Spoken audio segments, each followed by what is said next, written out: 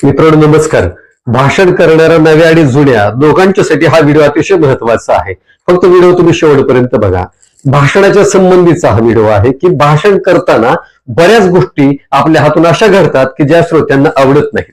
भाषण करताना मी जे सांगणार आहे तर ते तुम्ही कटाक्षानं पाळलं, त्या बाबतीत जर तुम्ही अतिशय दक्षतेने काळजी घेतली तर मी नक्की सांगेन की तुमचा प्रभाव श्रोत्यांवर निश्चितपणे पडणार आहे.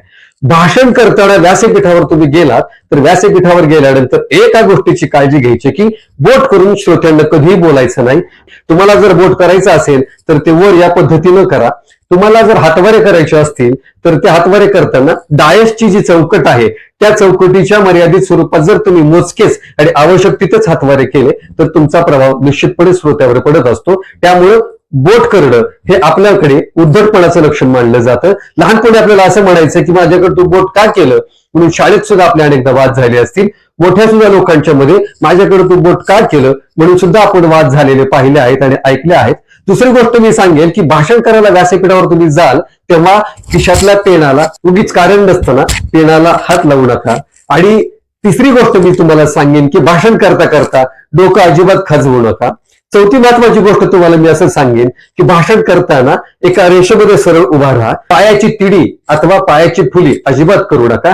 तुम्हाला खरं भाषण करताना हातवारे कसे करायचे आहेत तर ॲलन आणि बार्बरा हे अमेरिकेचे जे संशोधक आहेत त्या संशोधकांनी असं सांगितलं की ज्या वेळेला आपण उघडे हातळवे लोकांना दाखवतो, बोलताना आपले तळवे हाताचे लोकांना दिसत असतात, त्यावेळेला हे तळवे दिसणं म्हणजे तुम्ही समोरच्या लोकांशी प्रामाणिक आहात, तुम्ही समोरच्या लोकांशी बोलताना अतिशय प्रामाणिकपणे बोलतात असा त्याचा अर्थ मानला जातो. त्यामुळे व्यासपीठावर गेल्यानंतर एवढी जरी तुम्ही काळजी घेतली, कारण बऱ्याच वेळेला आपण असं पाहतो की भाषण करताना आपण इकडं तिकडं हलत राहतो, हातवारे कसेही करत राहतो आणि या हातवाऱ्यांच्यामुळे बऱ्याच वेळेला आपल्या हातवाऱ्यांच्यामुळं अनावश्यक हातवारे केल्यामुळं माईकला सुद्धा धक्का लागण्याचे अनेकदा प्रसंग घडतात. त्यामुळं तुम्ही जर व्यासपीठावर जात असाल, व्यासपीठावर गेला तर मी या सांगितलेल्या गोष्टी तुम्ही कटाक्षानं पाळल्या, मी निश्चितपणे सांगेल, खात्रीनं सांगेल की तुमच्याबद्दलचा जो आत्मविश्वास आहे, जो विश्वास आहे तो आणखी वाढेल आणि समोरच्या श्रोत्यांवर सुद्धा तुमच्या बोलण्याचा, तुमच्या मोजक्याच आणि आवश्यक तितक्याच केलेल्या हातवाऱ्यांचा सुद्धा प्रभाव पडेल.